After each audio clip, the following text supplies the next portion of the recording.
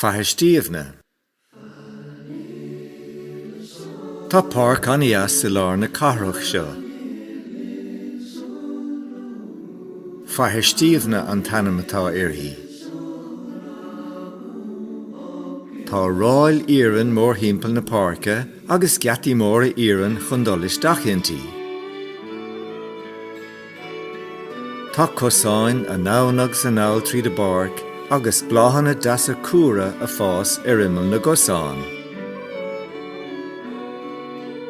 Tá luch i lár na páirce agus bíonn lachan agus ealaí is snámhain. Is deas leis na leanaí bheithe cathal Píosa a ráin chun na lachan. Bíonn spórt acu a féchant ar na lachan ag galpa an a ráin agus á napa ó na chéile.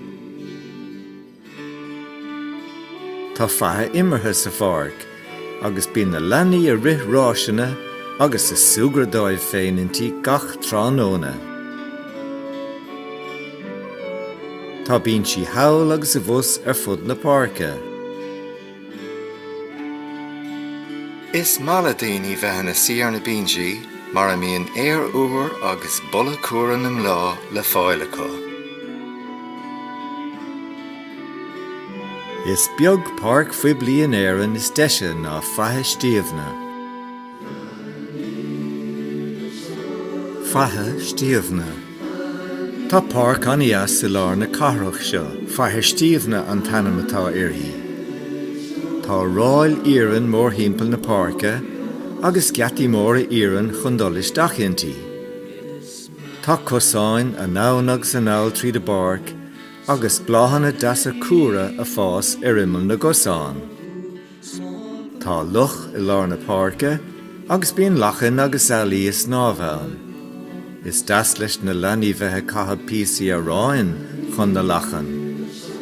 Bíonn spórt acu a féchant ar na lachan ag galpa an a ráin agus á napa ó na chéile.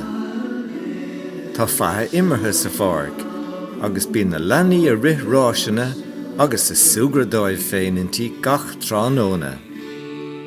Tá bíonn sí hail agus a bhus ar fud na páirce.